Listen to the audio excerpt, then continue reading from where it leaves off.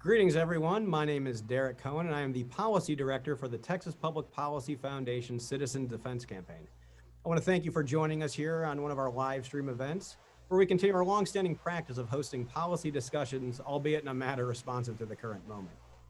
Today, we will be discussing the ongoing push to defund the police, primarily at the local and state levels. I'm pleased to be joined by two of my impressive colleagues, Ellen Troxclair and Randy Petersen. Ellen holds the unique honor of being the youngest woman to ever serve on the Austin City Council, where she led the charge to reform the city's hotel occupancy tax program and allocate more funding for parks, public safety, historic sites, and have advocated for common sense transportation solutions. Currently, Ellen is a senior fellow with TPPF's Think Local Liberty campaign, among many other professional and personal pursuits. Randy has spent over 21 years in law enforcement, from patrol all the way up to watch command.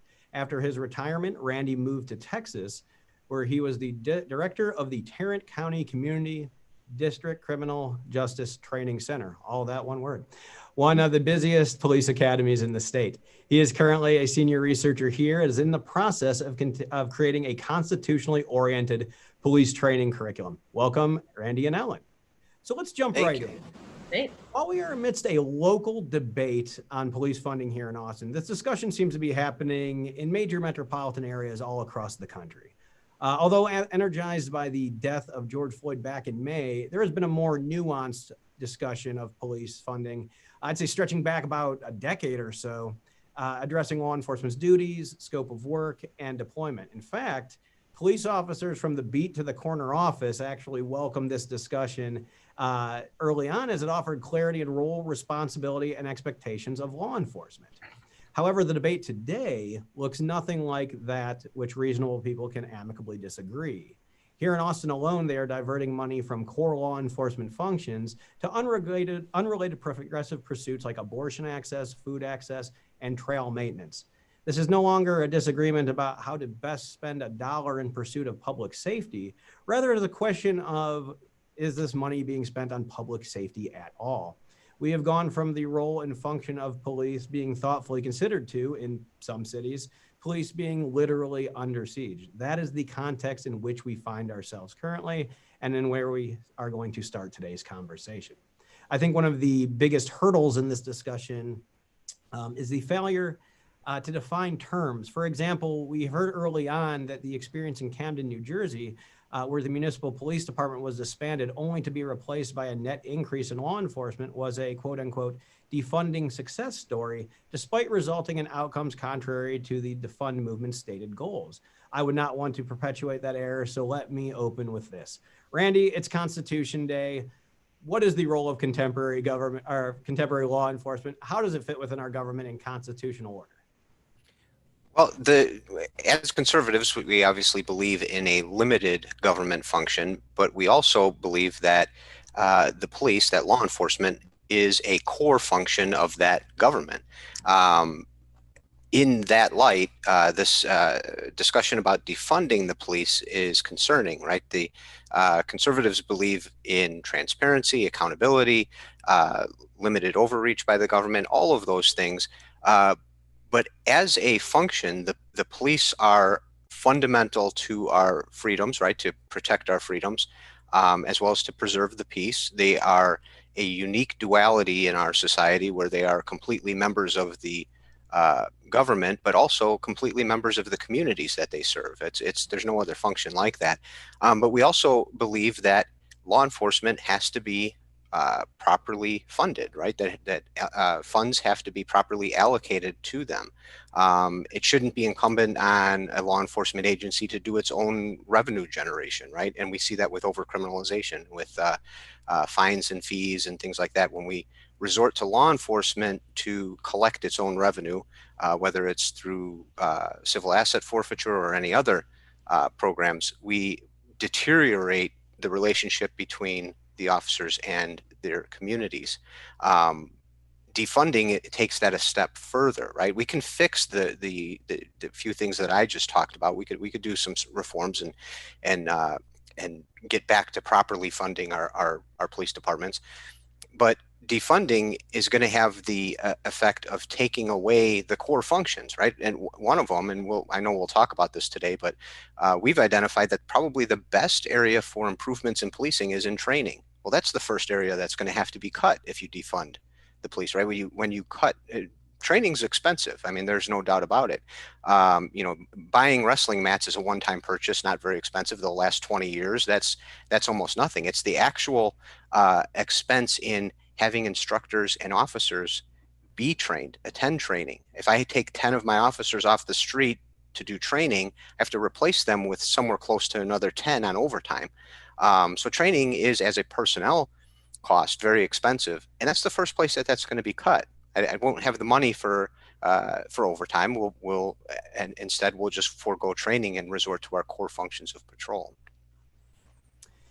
And Ellen, from an elected official's perspective, how do council members, the mayor, and other local authorities view the role of the police?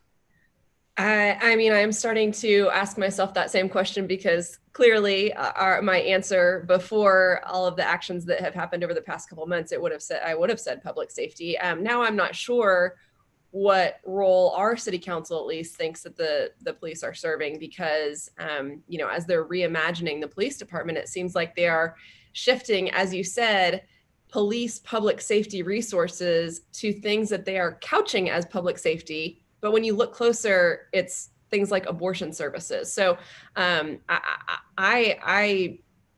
is beyond me, the decisions that they've made here.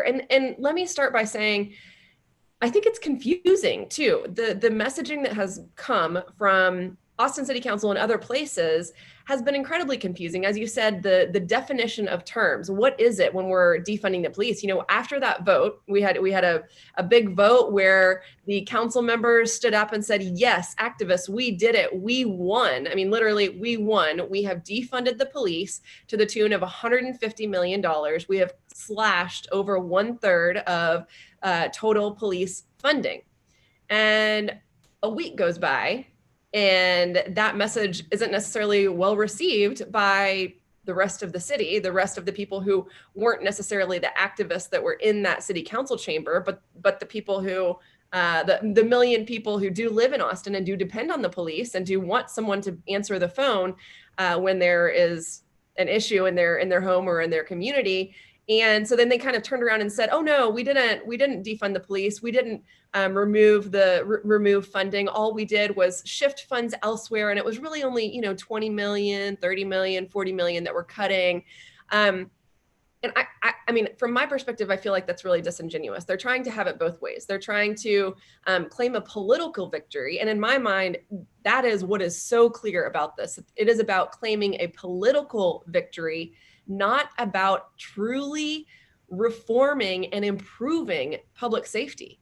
Public safety is something, improving our public safety processes and reforming our police departments is something that I could be on board with. I mean, I was on city council and I talked about, well, where can we find efficiencies? Where can we do better? Where are we failing our community? This is a basic city service and we must do better. And I think it would have been a unique opportunity for conservatives, liberals, moderates, everybody to kind of come together and say, we can agree that change needs to happen. We can agree that training needs to improve. We can agree that some of the enforcement tactics aren't necessarily the most effective. But instead, the pendulum swung so far in the opposite direction that I fear that we've really lost the opportunity to have those truly productive conversations. If you had asked me, how do you make well-informed public policy decisions on such a big topic, something like public safety? I would start with doing an audit of the police department, understanding where that money is being spent, understanding the outcomes that we're getting from the money that we're spending, where we are getting the best bang for the buck, identifying where we need improvement and what those improvements are. And then you put a plan together and execute it. And they did the exact opposite, which was just say, we're going to cut a bunch of money and put it on the kind of backs of the police department to figure out. And I fear that what it's doing is just setting the police department up for failure, because as Randy said, you can't transform and change and improve if you don't have the funding to do it. So while they're saying on one hand, we need to improve training, they're also taking away the money to do that training. So I think fast forwarding 1 year from now, they might say, well, look, the police department has not done any of the things that we asked them to do. And I hope that that we will be there to remind them that they've set the city up for failure.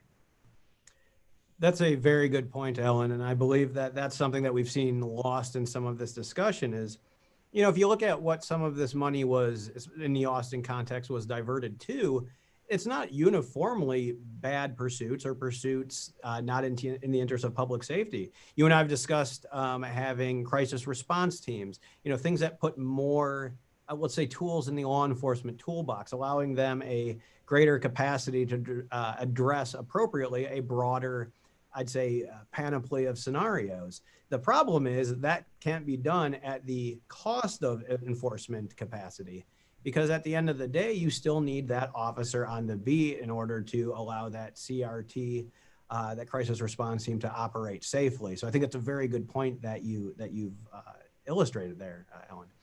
Now, Randy, you've also spoken at length about improving, not defunding the police, as it said, as you said in one of your pieces in the Austin American Statement. Can you actually expound on that? What can we do to improve police? I'm talking brass tacks here. What can we do in the academy? What can we do in service to improve policing? Sure. I think that we have identified as probably the most productive area to improve policing is in police training, not only in the academy, but in service training. One of the areas that defunders would have cut, right, is the in-service training. So that goes contrary to any kind of meaningful improvements that we think can be made through training. And one of those is, you know, when you look at all of the high-profile incidents that have happened, they have one thing in common. They are all use of force incidents, right? All of them revolve around use of force. So if we're looking at the root cause of this dissension between law enforcement and the public, that's probably the area we can address first. Well, police officers currently are governed, their use of force is governed by a landmark decision by the Supreme Court under Graham versus Connor, a 1989 decision that says that a police officer's use of force has to be reasonable. Okay, objectively reasonable, I believe is the term they used, meaning that it has to be reasonable from the perspective of a similar officer in similar circumstances with similar training. Okay, so that's the view that we look at. Some of the worst incidents that we see are when remember that all use of force, it looks ugly to the public, right? They have a visceral reaction to it. But some of the worst incidents that we see are the ones that are legally justified, right, under the reasonableness standard, but look horrible. The public can't reconcile those two, right? They don't understand why an officer's not being held accountable when it looks to them, right, which is a subjective view. That's not what the legal standard that they're held to is. When it looks to them that the use of force was horrible, right, that it was unjustified, and then when there's no holding of an officer to account, they don't understand that, right? Well, there isn't a legal mechanism to hold an officer to account if their actions were reasonable, and the majority of these police actions that we have seen do fall into an objectively reasonable standard as it currently exists, given the nature of the officer. Now, what I pointed out was that police officers' actions need to be reasonable. Would a similar officer with similar training and similar circumstances do the same thing or do something similar to that, right? That's what we would define as reasonable. So if you have an officer who's out of shape, unskilled, untrained, winded after 30 seconds in a scuffle, when they escalate to a higher level of force, up to and including sometimes deadly force, sometimes that's reasonable given their physical condition and their training. It shouldn't be that way because we shouldn't have officers that are that far outside of the norm that can happen. So without changing Graham versus Connor, which establishes the floor, right, the reasonableness floor, we can change a police officer's use of force by making officers better, which means that their reasonable standard is raised, right? A better officer who's better trained, better skilled, in better shape has a broader use of force spectrum that they can pull from. They can make a more appropriate decision based on the circumstances and not on their lack of ability. So I could summarize that in saying that if all we have is a hammer, then all problems look like a nail, in a simplest terms. Exactly. So Ellen, you've heard what Randy said about what might be done to lead to better outcomes in these police community interactions. Of course, some of that would require spending money on training and other forms of improvement. How does this expenditure, this potential expenditure, fit with other spending areas in the municipal government? Are there opportunities to move other dollars spent wastefully and inefficiently to fill this need, especially under this rubric of reimagining? In other words, are there other ends that this would seek that we're spending money on that is currently being wasted or spent inefficiently? Of course not. Of course not. There is no wasteful spending happening anywhere in the city of Austin government. Just kidding. Wouldn't we love for that to be the case? Yeah, I mean, the city of Austin has a $4.3 billion budget. It is kind of one of the largest per capita in the state. And when you look at that, at what that money is spent on, they're increasing property taxes significantly, 8% year over year. So they are flush with money. They have made no indication that they plan on slowing down their tax increases, even in a time of economic distress during coronavirus pandemic. But all that to say, of course, I mean, there are things as simple as, you know, my favorite example is a almost nearly $100,000 contract to clean one single porta potty in downtown Austin. There's everything from audits in our homelessness spending, our spending on our fleet vehicles, you know, simple oil changes costing 3 times more than they would have if we just outsourced that, buying new cars every 3 years. Wouldn't that be nice to get a new car guaranteed every 3 years? And of course, there's all kinds of sustainability initiatives and art initiatives. I mean, I could go on and on. So the answer is yes. And what concerns me is that this umbrella of how they say, no, we're not defunding, we're just reimagining. Well, that reimagination includes several $100,000 more to urban trails and $100,000 more to abortion services. So there is a clear disconnect. And again, I am not saying that there are not improvements that can be made. And I do think that there is, you know, I'll be the first one to say that I am affected by when you see those use of force videos. And I do think that there, you know, whether it's perception or reality, there is a deep and difficult divide for us to overcome in our country right now when it comes to community relations with the police. And so that's not something to be ignored. And I just know that the division that they have caused by not approaching this in a thoughtful manner will be detrimental. One thing that comes to my mind that is a proven way to improve communications and collaborations with community members is our district representative program, for example. So your neighborhood or your area had previously been assigned a district representative. So that's the person that you called if you needed a liaison to the police department. You didn't necessarily need to make a 911 call or report a crime, but you wanted someone to come talk to your HOA about the amount of policing going on in your area, or you wanted someone to answer questions about the rise in personal property crime, or give a seminar on tips to reduce having cars stolen, like, you know, keeping your garage closed, things like that. A district representative is one thing that has been proven by criminal justice advocates over the years to make sure that we have productive relationships with our police and that we're not only calling them in times of distress and stress.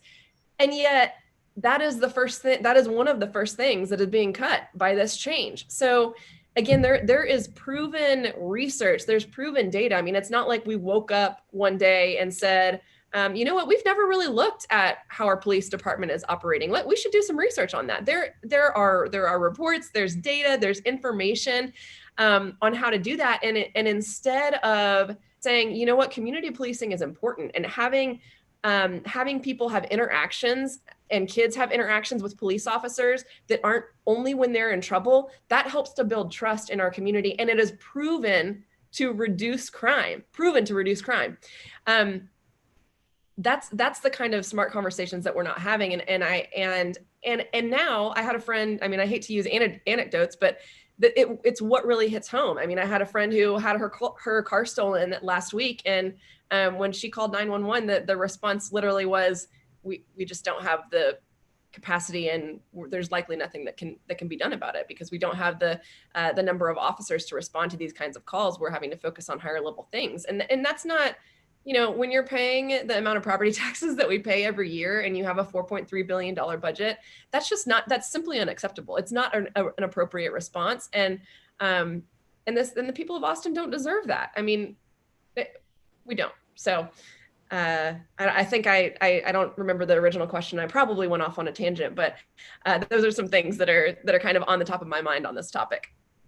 No, you actually checked that box. You checked that box perfectly. It was about, it was essentially a question getting at the core function of municipal expenditures and the role of government in public safety, which kind of leads me, Randy, to this next question. I know one of the areas you and I have worked on together closely is on use of force. And I think I can confidently say that a majority of the folks who are taken to the streets and protesting, often these incidences of, as you said, ugly police uses of force, don't necessarily understand the construct of the police use of force. Now, you mentioned earlier about the Graham v. Connors standard, but I want to broaden that out some.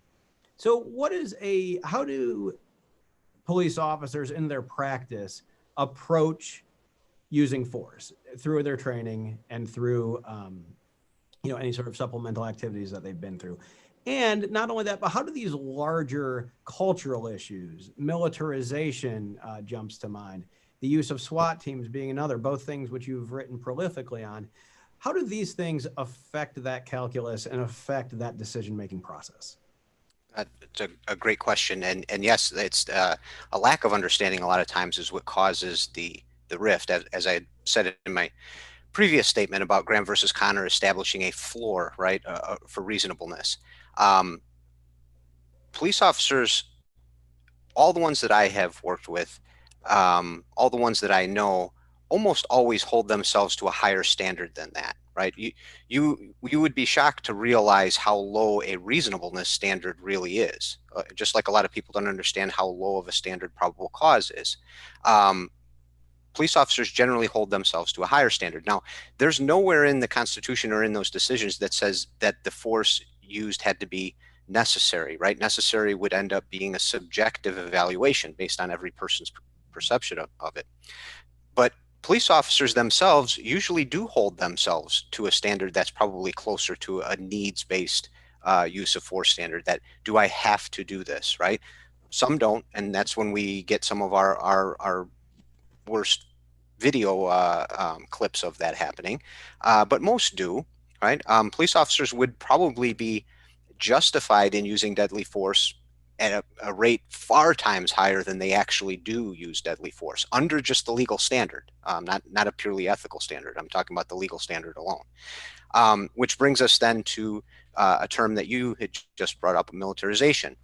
So the militarization of law enforcement a lot of times gets misconstrued by saying, well, we don't want anything like the military in law enforcement. And that's really not what militarization is about. It's the adoption of a philosophy called militarism, right? This has been researched for years by Peter Kraska. I think he was the first to really recognize this decades ago. And what he defined militarism as is a preference for force, okay, to solve any situation that you encounter. That's a problem in law enforcement, right? In the military, their reason for existence is to project force on America's enemies in furtherance of her needs and desires, and in her defense, obviously. In law enforcement, that's not what we do, right? The goal of law enforcement is almost always to generate voluntary compliance with the laws and statutes to keep the peace, right? That's what the police version is. As a militarism mindset infiltrates law enforcement, when there's a preference for force, that causes a problem, right? That actually lowers that threshold I was just talking about. When, where officers hold themselves to a higher standard, saying, "Do I need to do this?" That standard is no longer recognized, and they can revert to that floor of reasonableness. And again, I think that most of the public would be surprised as to what that actually means. Excellent. Thank you, Randy. Now, Ellen, putting aside your time on the Austin City Council, I'd like your perspective as an Austinite, as a wife, mother, and engaged citizen. How is this push being received in light of recent events? Not well. This city council, I remember how often Mayor Adler said, we don't want to be the next San Francisco. And he was talking about the cost of living at the time, but it seems like all of the decisions that have been made by this council over the past 4 or 5 years have only brought us closer and closer to becoming like a city that we all choose not to live in. And I'm worried that on a larger scale, it's going to start to affect the success of the Texas economy as a whole. Because we've seen, of course, a huge influx of people moving to Texas from California and other blue states, kind of looking for refuge away from the big government model, and certainly looking for refuge away from the extreme shutdown that they have been experiencing. But putting my real estate hat on now, is that I have a lot of clients who have come from those states who say, "Whoa, I moved out of LA because I thought it was better here, and now I'm seeing the huge increase in the homeless camps and the defunding of the police and the lack of appropriate resources. I thought we came here to get away from that. What do we do to make sure that Austin doesn't go down that same path?" And let me say, this isn't just conservatives saying this. This is again, political friends kind of on all sides of the aisle, or non-political friends, really just people looking for a good quality of life for their family. So no question that Texas has benefited economically from having residents and businesses move here. But I've had a lot of people say, well, we've actually chosen to go to Nashville, or we're choosing to go to Florida.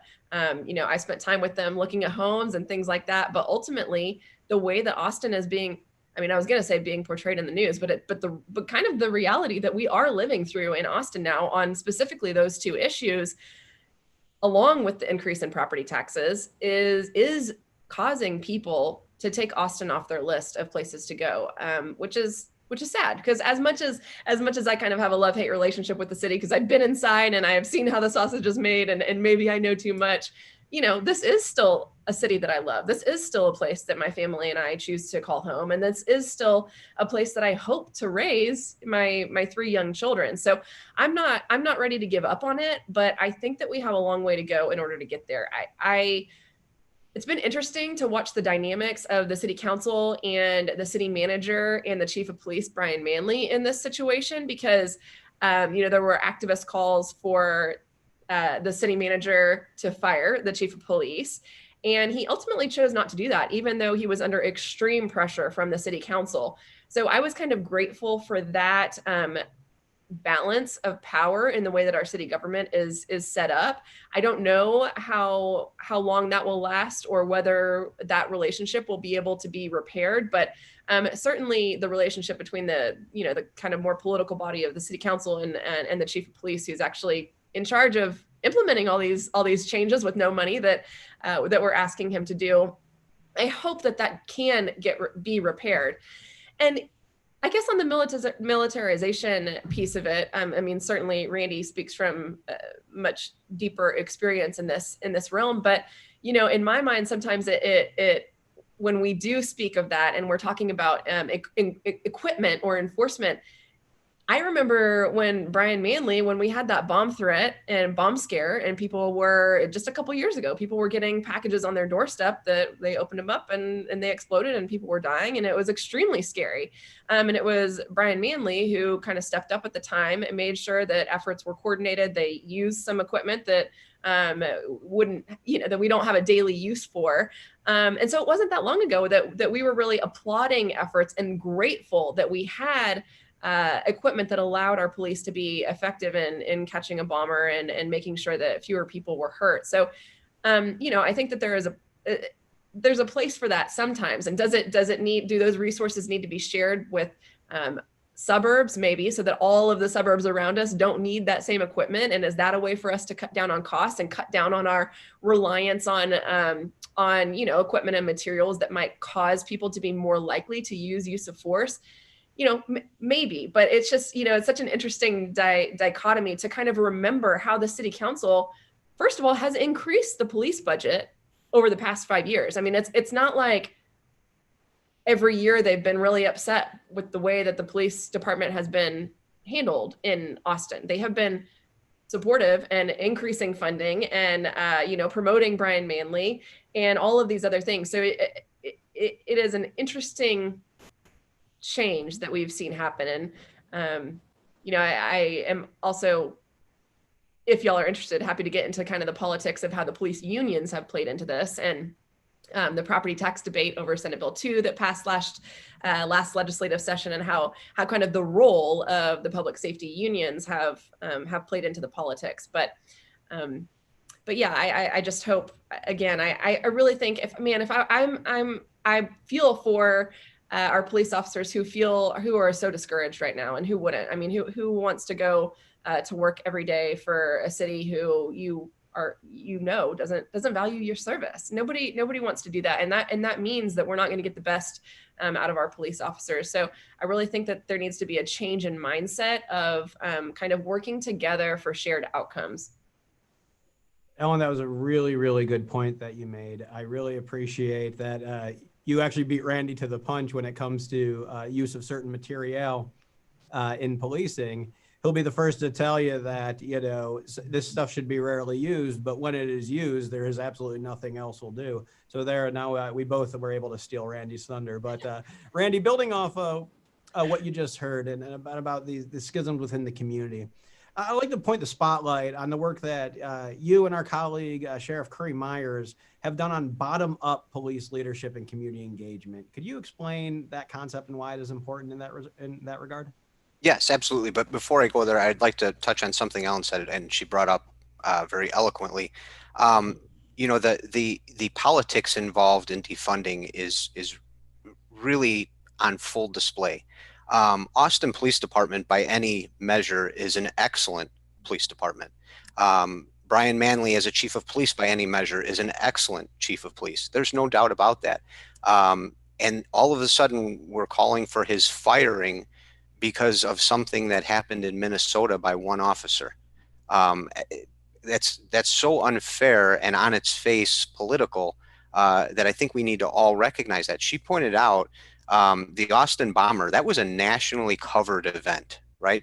People in Austin were terrified when that happened. And here yet we had the Austin Police Department handled that so heroically. I would encourage all of the viewers to look up the video of the traffic stop when he was stopped, when two Austin SWAT officers were blown backwards when he detonated a bomb in his car. There's no playbook. There's no training manual in law enforcement for that. We don't deal with that, right? They do overseas. The military deals with that.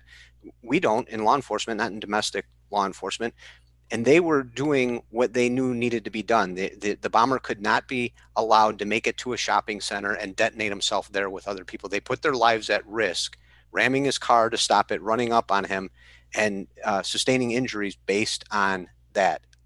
That's your Austin Police Department. That's what you're looking to defund. With that said, we'll go on to your question, Derek. Yes, my colleague Curry Myers has written a paper about bottom-up leadership, and what that involves is not just taking input from the line officers and having that filter up the chain, but getting the community involved, right? That the community, and Ellen described in one of her segments here what we call community engagement, right? That the community is involved. And what an awesome program to have a district officer available to a district to be able to respond to their needs directly. That's what we would call community engagement. So rather than everything filtering up to say, let's look at the executive officer, which in a police department would be the chief, and everything is funneled up to try and make them look good. It's the exact opposite, right? The chief exists so that his or her commanders can function their job and remove barriers from them being efficient. The commanders exist to make sure that the captains and the watch commanders are properly able to do their job. Everything is focused on the client, which in this case is society, the community, right? And the community has an input with the law enforcement organization in determining how they want to be policed, right? I think we sometimes forget that the community has a say in what we prioritize, right? Are we misallocating some of our resources for things that don't affect the quality of life for our community, but they know because they live in the community what they would prefer to see enforced, right? Those are conversations that can be had. That's what bottom-up leadership is about. It's engaging the client, which for police officers, that's the community. Excellent. And everybody, I want to make sure we reserve enough time for audience questions. Just as a reminder to y'all, drop your questions in the chat and we will get to as many as we can within the hour. But before we go to audience questions, I want to ask you both, starting with Ellen. Basically, given your experience in state and local government, what can be done both governmentally and in private life to heal this current moment we're in? Well, so I guess governmentally, I'll start there.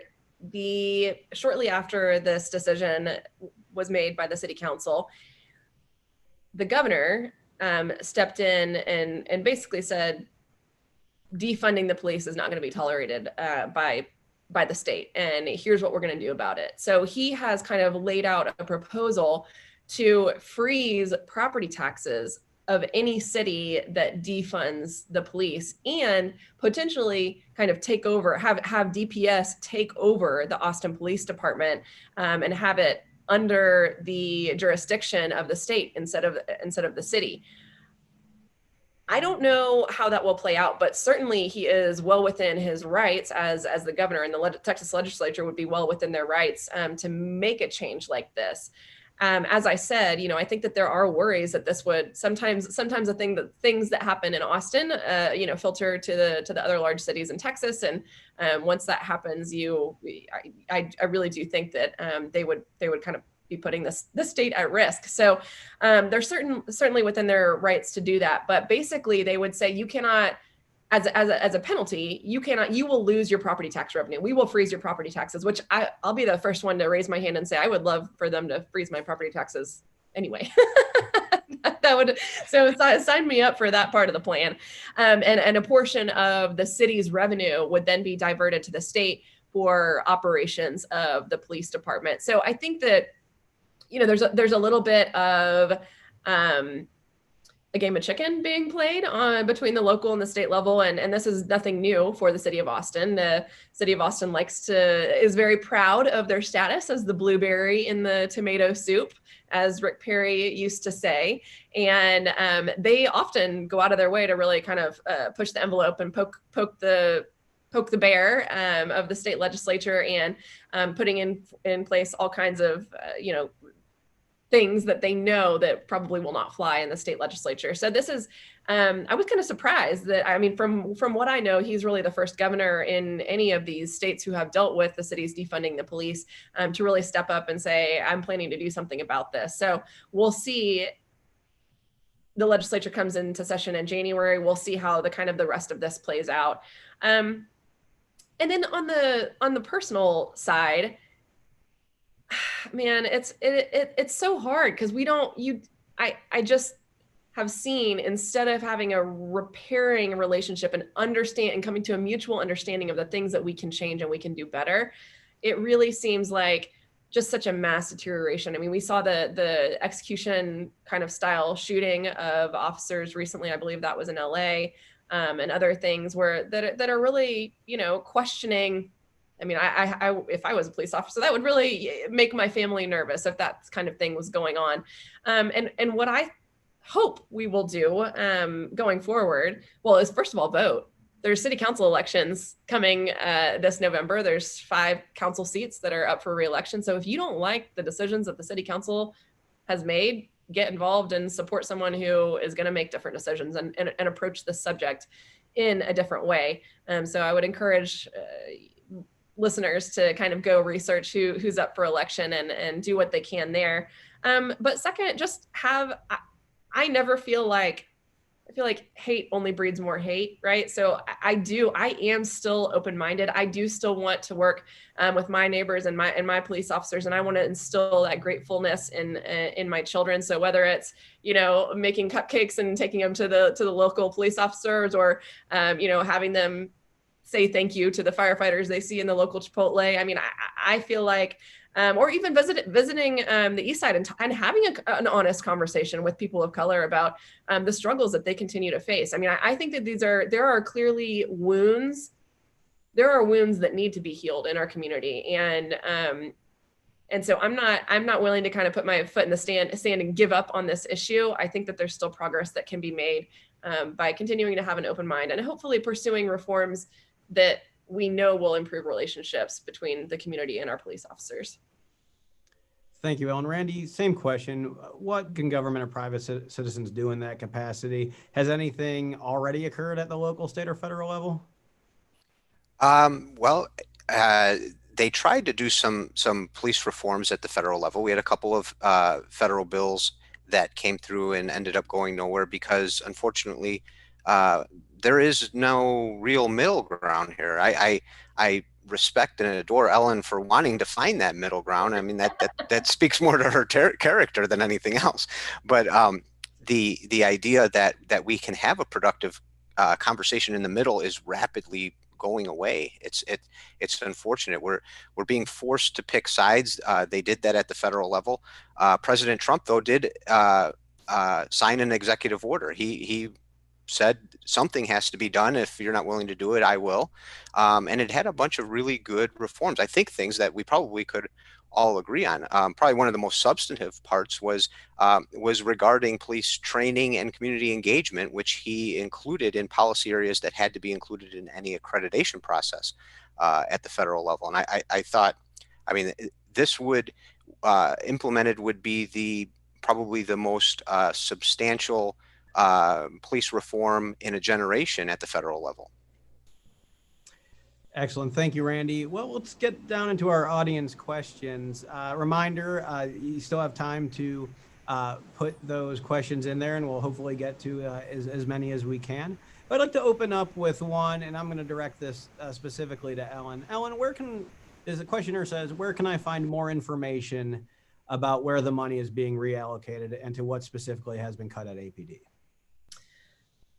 That's a really good question, and I don't know that I know that. Well, probably TPPF. Probably TPPF has a detailed list of the inner workings there. It has, like I said, I don't blame the questioner for not understanding, because it does seem like it has been very confusingly reported in the media. So I know that $150 million overall was cut. Some of that was transferred to other departments. Again, whether or not those departments are actually doing anything related to public safety kind of is up for question. And some of it was straight up cut. They did cancel the next two cadet classes, so and removed any vacant positions from the police department. Meaning that we won't be adding any police officers to our force over the coming year or so, despite the fact that the city of Austin continues to grow rapidly. They got rid of the district representative program, which I think is just such a shame. That was such an important and really successful program. And so really the direct cuts to the police department were the number of police officers. Those police officers are either not being added or they're being reassigned to other roles and removed because we don't have the new cadets coming in to fill those patrolling positions. People who were serving in alternate roles are now being kind of taken off of their specific task forces or their specialty roles and kind of being put back out into patrolling.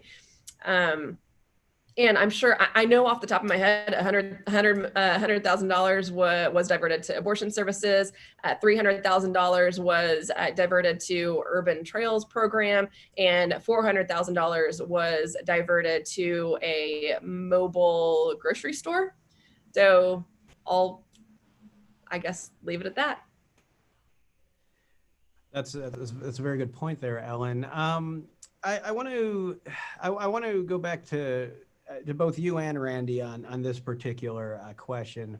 There seems to be whether it's politically motivated or genuinely held, regardless of motivation, but there seems to be, the questioner states, that there seems to be an antipathy towards policing both as an institution and a profession on the Austin City Council. So how do you see that, Ellen, from the practical standpoint, stymieing discussion? And Randy, following up, how would you then see it as an officer on the beat, were you to be so in this city? We'll start with Ellen. Yeah, I mean, I think the questioner is right on as far as their analogy, or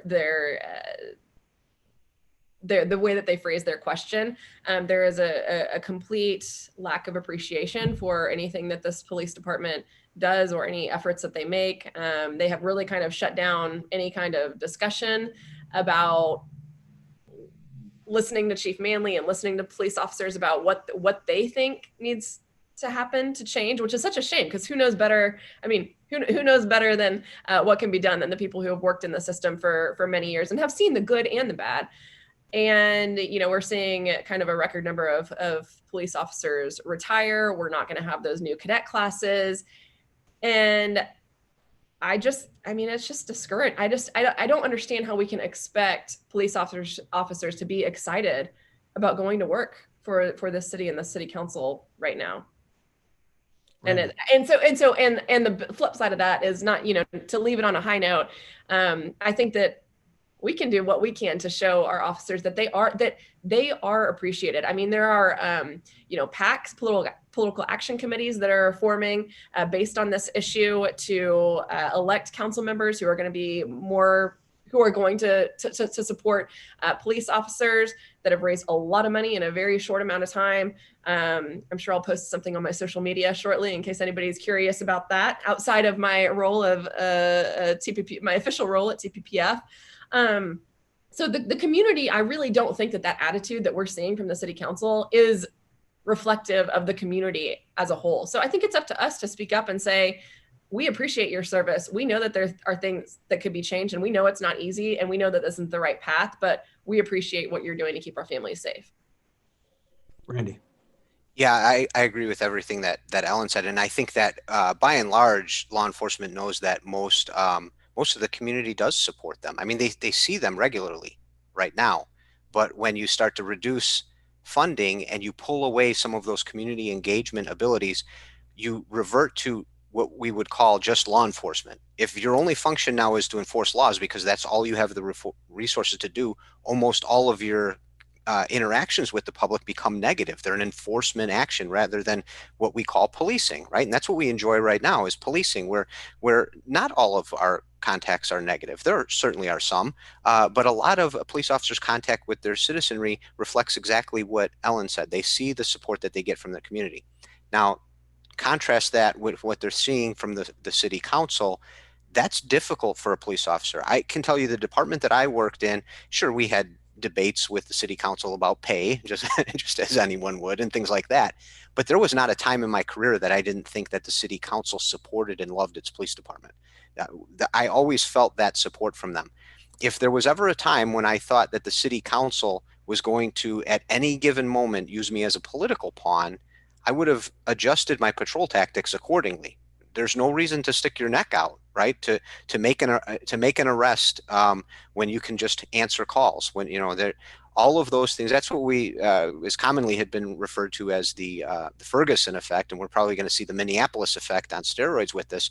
But imagine being a police officer and you think, if I go above and beyond and it doesn't turn out perfectly, the city council might display me as a political win by getting rid of me or worse. That's a really dangerous situation to be in when you have a city council that is antagonistic to its law enforcement and its police officers, who then may not do all that they can in order to provide public safety. Not that they would overlook anything. I'm not saying that police officers have more integrity than that. But to go above and beyond, right, to go proactive on things, it wouldn't be worth the professional risk to them if that's the situation they find themselves in. And I think increasingly they are. Excellent. Thank you, Randy. Ellen, this one's specifically tailored for you. So we have seen in recent days, or I say in recent months and years, actually, the growth of kind of the tech sector of Austin's economy, Tesla, Apple, Amazon, et cetera. Have we seen any indication, or might there be indication to come, that this particular moment in time is getting them to second guess some of their decisions?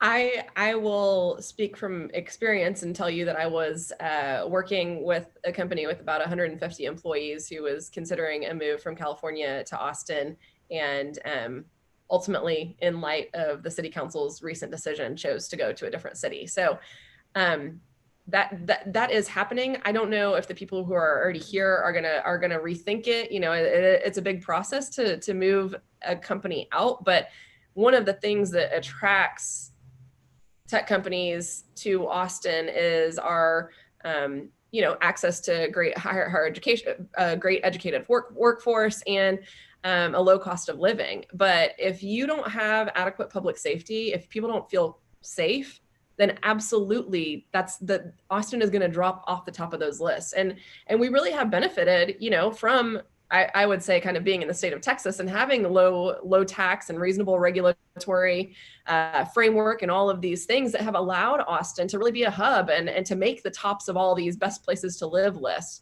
But it doesn't take very long for somebody to come here to see the dynamics that are happening on the public safety front, and think, well, I don't really care if it's more affordable than LA or New York. If nobody's going to come to my house, if I need a police officer, that's a problem. And let's piggyback on that to, I would say, one of the fundamental open questions that we're facing right now. One sad fact of our current moment is the widespread civil unrest that we are currently seeing. Semantic debates about differentiating protests from riots and looting notwithstanding, we are seeing needless loss of human life and widespread destruction of property, both public and private. So let me ask this open-ended question then. What is actually being accomplished in some of the, I would say, some of the more frenetic exhortations we're seeing out there, Randy? Well, I think one of the things that's being accomplished is that we have, as I said earlier, we've divided into camps, right? We've stopped talking with any sort of nonpartisan goals in mind, and we've reverted into a couple of camps. Unfortunately, I think what we're seeing is that every police action that we see now is viewed in the lens of how you feel about the police already. If you think that the police are a racist bunch of militaristic individuals bent on harming minority communities, you see that in every video that you watch. If you think that the police can do no wrong, you see that in every video that you see. So what this is doing right now is, with the rioting and all that, it's further separating us into our camps, right? The people who supported the police to begin with don't understand the arguments that were initially made by the protests, but they do see the destruction, loss of life, and breach of their peace, and the decimation of their neighborhoods. That with buildings burning down, precincts being taken over, police no-go zones, they do see that, and they're not interested in hearing what the other side is even protesting about it at all. And then the reverse is also true, right? The other side only sees nonstop videos on a compliant media that wants to generate that kind of narrative of police behaving what they would term badly. Very good, Randy. Ellen, same question. What is being accomplished?